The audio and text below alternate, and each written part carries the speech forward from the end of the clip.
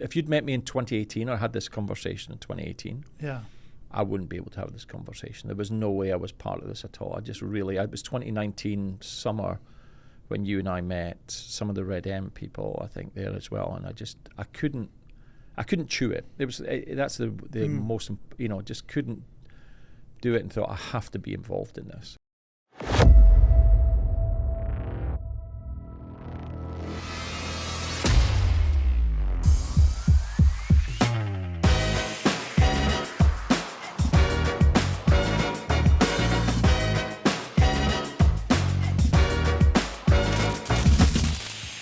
Welcome to The Movement, a podcast to resource, empower, and develop leaders in the fight against human trafficking. Today we have a very special guest, Jason Duff. Welcome, Jason. Hello, David. Good morning. Good morning. Tell us a bit about yourself. Jason Duff, born in St Andrews in 1968, a few years ago. I hope you golf. I don't golf. You know that story. I started going golfing 7 years ago. Worked around oil and gas and some other industries. Travelled around a bit. Came to the US 6 years ago. Traveled around a bit. Yeah. Give me some bit. Russia, bits of Africa, Wow. Alaska, Been around. Asia for 4 years, and Okay. then come here. That's a lot. Yeah. I never lived in the US, so I now live in sunny, very hot, humid Houston. But that True. was 2019. We came here as a family. First time we've ever lived in the US. Okay. So the reason we're here is to talk about the fight against human trafficking and Yeah. your engagement. When did that start? 2019, when I first came here, I've got two young daughters, and they're now 23, 27. I met you on stage. You were talking met about... me on stage. Well, I didn't actually meet you on stage. You were on stage talking about NOV. It was probably my second week in the US, and clearly being new to the US and new to Houston, trying to meet people and understand. And you talked about NOV, which was really interesting. The second part of your conversation, your presentation, was about RedM and sex trafficking, fighting sex trafficking. I didn't understand that at all. I didn't understand the terms you used, overcomer, survivor. Maybe because I had rose-coloured glasses coming to the US. I'd seen quite a lot of the sex trafficking industry in which Asia. you wouldn't have known was sex trafficking. Which I didn't know. Right. But So I kind of had to guess when you were up. I had to put my head into, why are you talking about this? I'm in the US. This is... Right. I've So you've got seen two a young lot. girls. I mean, Yeah. I know this too, but, Yeah. but business, you travel the world, you are targeted by people trying to prostitute Yeah. people. Yeah. So you've seen it. So you come here, you hear me speak. Shocker. Yeah, total shock. I just couldn't get in my head. Remember, I thought it was a little bit of, scaremongering or something. That's how that's how I digested it and thought about it. And the only thing I could think about, I try to put in my head, because you know what I'm like, I put things in buckets and think, what is it? And I thought, it can only be Latin American, South American girls coming over the border, shipped into strip clubs. That's what I had in my head. And I think when I asked you, that was the only thing I could think about. When you took me out with Beth, I think the week after, 2 weeks later, I was just shocked. I just couldn't. I think the realizing what their stories were and what actually happened, and actually what was happening on our doorstep in the US, I've never been hit between the eyes as much as you know of what, I have to do something about this. That's a big step you weren't involved. Not at all. And it probably were just work and family. Yeah. And golf. And golf. That's my Your latest. my Sunday. So yeah, my latest sort of my Sunday morning. Yeah. golf. So that's your life packaged. You're rolling along. Yeah. It's a big change to kind of decide this issue matters to me. What was that? It was it was putting realization of something that I read that I wanted to not understand was true. Linking it back to my own personal position of being in a new country, which I thought was the US, which is, remember, we've not lived here before. Yeah. Haven't seen a lot of prostitution in Asia because it's right in front of your face so I wasn't, but I just couldn't put two and two together. And then my two daughters, as you know, I just sitting there thinking, I need to do something. How? I just keep asking how, and it just impacted me. If you'd met me in 2018 or had this conversation in 2018, I wouldn't be able to have this conversation. There was no way I was part of this at all. It was 2019 summer when you and I met, some of the RedM people, I think, there as well, and I couldn't chew it. That's the most, just couldn't do it, and thought I have to be involved in this. It was the impact of the girls' stories and boys' stories, and thinking, okay, I've got a big voice. How do I help here? What was it in the stories that was getting your attention? Just really what had happened. Every one of them was different. There was a grooming process, which I hadn't even thought about. What does that mean? Grooming is when the girls or boys or victims are taken through a process of, something from being stroked, not physically, but some emotional way, or usually over the internet, but actually it can be physical as well. But feeling from a loved perspective, and then separation, and then someone that's, it becomes a victim of that position, sort of buys into that position, I think, and then becomes, doesn't know what's happening around them, made feel that they're making that position, and then becoming very vulnerable. I think that's what I understand. Sounds like when you hear people getting into a cult, sounds like that, like it's a purposeful process. This isn't just a random. Yeah. That's the bit that really struck me, which was a real focused, we're going to go after David or Jason or someone. And the stories are so, it's a bit like cult. And it's a bit, I wondered if it initially is this a way to keep everyone aligned from a religious perspective? I don't have a religion, that's how I was brought up. And that's how I probably digested it and decided in my mind that it wasn't. I don't want to know this. You thought they were just prudes, and they were like, is that what you were thinking? Yeah, more to do with trying to tell people something that says, hey, like scaremongering. Hey, this is what happens. This is, it just didn't feel real. It was like an equation. I'm good at math. I'm good at languages, and I think I like to. 2 + 2 has to equal 4 with a certain, substance. I just couldn't put that whole equation together, and that number one, that scared me. Yeah. So I had to put it in the box that it was girls coming over the border.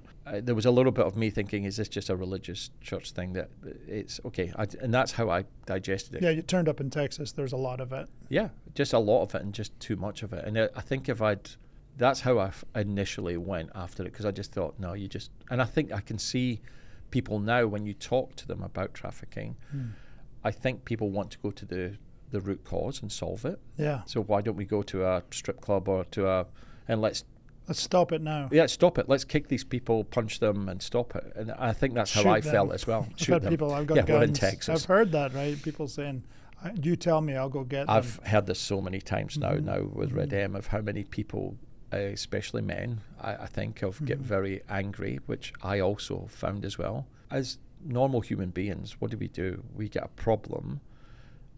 We want to go straight to the source of the problem and stop it.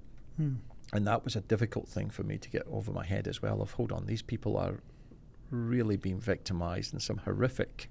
I can only think that I now put it in my head that these people almost took the wrong door. We took the left door. They just took a right door. That's all it is. Wild, eh? Yeah, what a wild thought. In other words, could have been me. Could have been me. Could have been my daughters. Could have been it's crazy. I'm hearing that. I'm hearing the connection to having daughters, and you're feeling that very personally. Yeah, I think that's the one bit that I mean, what do we all want? We want safer cities, and we want safer children, or safer place for our children. All our girls are now on, our daughters and sons are all on the internet. We didn't grow up. Yeah, I'm a bit older. Actually, we didn't grow up was probably good enough. We didn't grow up. We played cowboys and Indians, didn't we? No, we didn't. Said it. I know we did. But we didn't, David, in all honesty. We didn't grow up with access to internet. No, we had stranger danger. I mean, we had stranger danger. We both grew up in Scotland. We had public service announcement. Yep. And that told us, and but that's it. Yeah. Even then, we didn't know what's the stranger going to do. Yeah. You just know. That's the thing. Watch out for people you don't know. And I think certainly for me, I don't know about you, but that people being trafficked, an 80% kind of world of people being trafficked. Yeah. They know their trafficker. Yeah. Yeah, that's just, I still can't get that through my mind of how. They know them, and it could be family, it could be friends, it could be, it's like someone who's become a friend. A friend, yeah, sorry. So there's a bit of that too, yeah. And then I know some of the people that I know that have got children from their trafficker as well, and that just... So this is something I'd like to get into. You've, since the moment you learn about it, you hear the stories, you start to buy into, okay, I think this is real. Yeah. Now I've got to do something. But since then, you have met people who have been trafficked. Yeah. What's that done for you? Is that, other than it's real, what have you learned? There was a couple of things. I think meeting the people really made it real. Yeah. For me, that's the first thing I would say, because I think a lot of it's, you could brush off and think, it's David and Jason on stage, it's RedM. Maybe one thing happened. Yeah, maybe one thing happened. Maybe it's, it'll never happen to me. It's not my class. It's a bit like homeless. Well, I'll go to one event a year. I'll give some money. It's sad. It's sad, but I'll turn a blind eye. I think meeting the victims and the overcomers and understanding what they need has been just massive. It hit me between the eyes, as I say, when I remember meeting the one young girl whose name I won't mention, and she almost couldn't string a sentence together in front of us. And actually, I think one of the phrases at one of the meetings was, we were in a hotel, and she said, the last time I was trafficked was in this hotel. Even my hairs on my back, I can feel going up. That's like, what on earth? It's just a real view. And then it's really understanding what these people went through, what they need to overcome, and then how do they live with this? I feel like these people are superhuman beings. They're the marvel. Amazing that they get out. I would have thought, had I been a victim, David, I would have probably thought I would want to run 100,000 miles away. Yeah. And just not seen anyone and create a life and just try and put a blank. That's maybe just me as a person. Sure. But for these people to go through what they've gone through, have the guts to get away from it and get the trauma therapy, and not only just do that, but actually help in organisations like ourselves or Hands of Justice or Redeemed, and then get up on stage and tell their story, or even talk about what they know and tell. That's superhero. That's status. That's something that I don't know how these. The people that know me through this process, I always think that they're superheroes. It's like you and I standing up naked every time. It sounds terrible, but it would be so uncomfortable, I would have thought. But a great way of, wow, this has happened to you. All you've done is taken the wrong door. You've been involved in a process. You get help. You're going to get back in and help others and tell your story. So we have that's amazing for me. And again, go back to what did it make me do?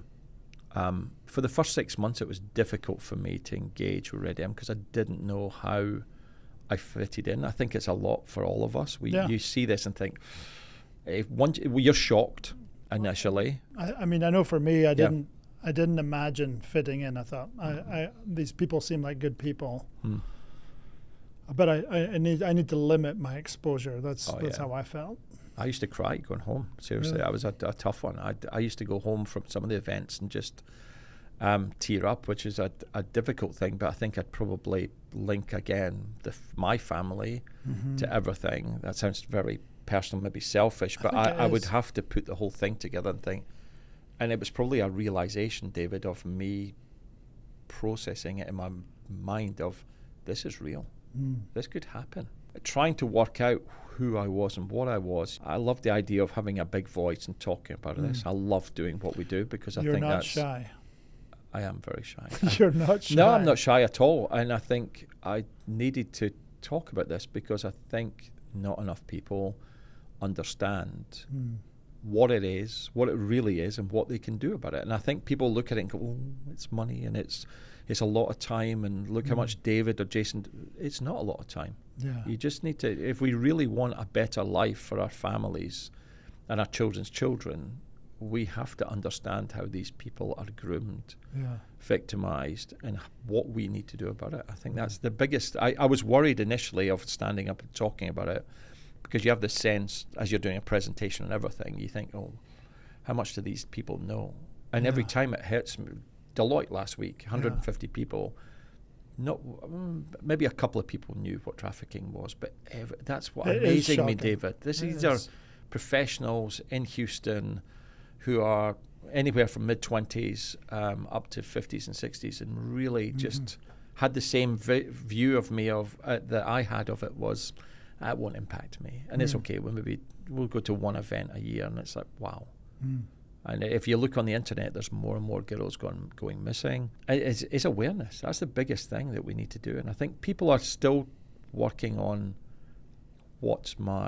how do I get involved but not take this on fully? And that's the bit that I would plead to everyone of saying, just understand this. Yeah. Look for your superpower that you can give. You told me I'm not shy, right? And that's when I said to you, can we go out and can I be a voice with you? I can't be David, and I don't have the experience, but actually, if you know the data and we can raise awareness. Yeah, you don't need to know that much. No, you don't. In fact, I think that's one of we're trying to go a bit deeper in the podcast here, but generally we're trying to keep people in the just know enough. Yeah. You know? Yeah, I agree. I think if you know, I think people worry about that, David. I think people think, oh, I can't, David's got a mind of, he's been here 7-8 years, he's been doing this. So but I've learned with you and Beth as well that I didn't really need it. If I'm the person I am, I can be Jason standing up and giving this my view of the message. The numbers don't change. 79,000 children in Texas trafficked every year, roughly. Sex trafficked, sorry. So the data is the stuff you need to get a head around, and then we need people to give the message in their own ways. That's what I think, because it reaches a wide variety of people. Yeah, and I think that's the thing is it's people assume that this is all of our life and all that we do, and how do you do a day job, which comes up to me, and I'm like, it's really easy to add something to your life. Really easy. I get this as well of, you and David are doing, Beth and Missy, etc., are doing so much, and I'm like, are we really? If you think about it, we're one big family that feed off each other. We have a social media that we prompt, etc. The last time I was out presenting was 3 weeks ago for 2 hours. Yeah. I haven't seen you since then, really, on a RedM perspective. I'll maybe do a call this week with the Austin team. Right. I think there's some with Dallas, but it's really not a lot of time. And that's what everyone learns, is that you can fit it into your life. No matter how busy you are, you can find a way, and it's a really positive experience, which is, I think most people think this is going to be too heavy. Yeah, it's going to be too heavy and I don't want to be involved. And I think keeping it light, I think, is the right... I think it was right for me. I think it was hard initially to get my head into this dance. I need to be a part of it, but where? And I think I see people when we talk to them of, I want to do something, but it's this thing that we talked about 5 minutes ago of, let's get to the root cause and kill it. It's a human thing, I think, that says, hey, you have something wrong with your body, you go to the doctors, you get it sorted, or you have a problem with someone. I think it's just trying to get over to people. We're not going to, yes, you can go outside of these strip clubs or massage parlors that are not really massage parlors, but they've got services in there as well, and you can make a noise, etc. But it's not going to stop it. And raising awareness again, I think it's getting over to people when people realize and understand. Do you want a safer city? Do you want to understand what the kids could be groomed, or you could be groomed? So learn and understand and be aware, so that's happening. I think that's a good message, especially given the way I see it, David, is we understand what grooming is because we know all the girls that have gone and boys that have been through this.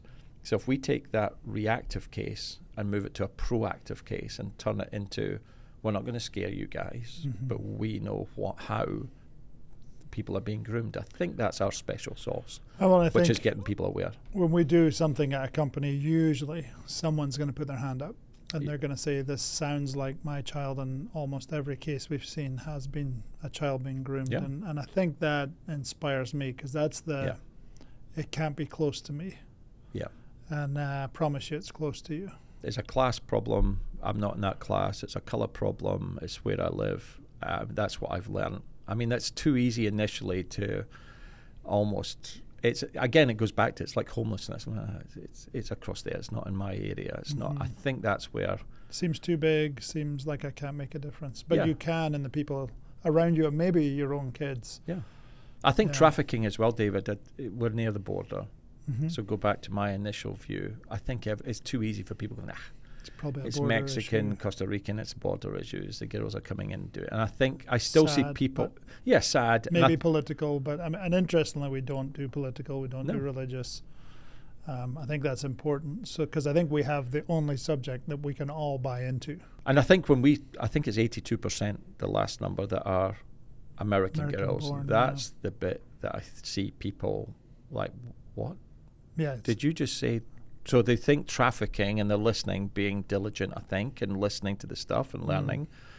And they're processing the information, thinking, well, it could be fun. And when we hit them with the 82% are American girls, I can see people around the room thinking, hold on, you've made the equation, like, hold on, American girls and boys, 82%? Yeah. Yes. And that's the bit, the first break of, okay, I put this in a box, I think I know what it is. I think that's the bit of data that really sort of it breaks through the not my kids journey, where you start to realize could be your kids. I think going back to the what I could do as well, I really, I could do some with data and do some online. I think the best thing is grabbing these and doing the hashtag Red Monday with you. That was good. I understood what you were wanting to do, and now look at what we've got going forward on Mondays.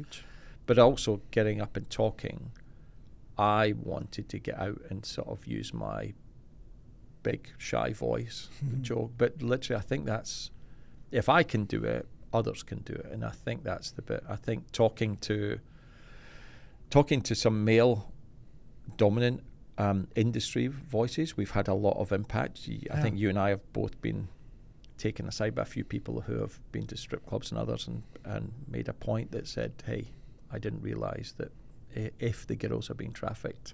Didn't know they were involved in supporting human trafficking or underage, Yeah. Selling of children. And so that's always a shock. Yeah. But I think that's another thing we can do as males, is stand up for our brethren and make sure that do people understand where, if they're giving money for a ton, whatever they're doing, that money, if the girl's being trafficked, that money's not going to the girl, etc. We've had so many people come to us. Yeah. And that appeals to me as well. That says we're getting the message through. Yeah, I think we're the only people in the fighting trafficking world with such a male reach. That we're reaching men, and that's important. Yeah. And you don't have to be Scottish; it just helps. And with beards. I don't know how we're going to do this, isn't it? It's just Scottish men with beards that do this. No, but it's definitely, we see lots of different men getting involved, and it's simple, and I think that's the beauty of it, is we're finding a way to reach everybody. I think you use a term, and I've always used this now, where people come in and say, what can I do? And it's your superpower. Yeah. What do you bring to the table? What do you like doing? What are you good at? Because then that actually then, to go back 2 or 3 minutes ago, it doesn't need to take a lot of time. It would do if you were asking me to write PowerPoints or write a strategy, etc., which is not me, but I want to be big voice out there, present, and I think that's how it works for me, David. RedM is my superpower is getting out there and doing it. If we have people out there that are, look at this podcast studio. Yeah. We need these things. Yeah, it's fantastic. Lovely. We need camera people at the events, etc. We need people to run events. So I think there's jobs for everybody. There's so many jobs, even professional jobs that we can use, lawyers, dentists, whatever you do. Yeah. Everyone, I always say to crowds, tell me what you do, and I will find a way, or even what you love. What do you love to do in your own time? The challenge is getting them to understand that. Imagine they're a cameraman, or imagine it's just volunteering at the Nigerian event. It's massive. We can't hold that event if we don't have volunteers. That's right. That event will raise $30,000, $40,000, $50,000. That money goes straight to our partners to either house the girls and boys, or give them trauma and support-led care that they need to get away from being a survivor to an overcomer. So I think it's getting that into people's minds of, number one, wow, this is really happening. What do I do? We don't go to root cause. This is what I do, and help here, no matter if it's just a couple of hours or just giving your time. I think that's the bit that I see people struggling with, but I want to really help. And it's like, it is really, really helping. This is how we do it. The more people are involved, the more society is aware, the more it will affect what society does about the subject. Yeah. I feel that when you meet, I said to someone 2 weeks ago when I met them and they asked me about RedM and what's your impact, I said, you wait to the, I've got a couple of overcomers come to the house to see Margaret and I. Mm-hmm. They don't want to talk about anything. They want to talk about being real people. Be alive, be normal. Yeah. It takes these girls, it did take these girls a lot of time initially to come around the house and lots of worry. And Margaret and I have said, nice and easy. Just come and be normal. Come and sit and have a cup of tea. We're British, we have tea. That's right. And just sit down and just chin wag about life and what you're doing. I don't need to, and we need more people also being available to do these things as well, because these people are just, like I said, normal people in my own simple way, just went through a right door and we all went left. And now they've got trauma therapy, they need to be treated the right way, and sort of just let them be normal human beings and have a conversation. I also love that as well. It's a very easy thing to get involved in. Okay. Well, that wraps it up. So thank you very much. Yeah, pretty easy. Cool. Thanks for coming, and we'll see you next time. Thank you.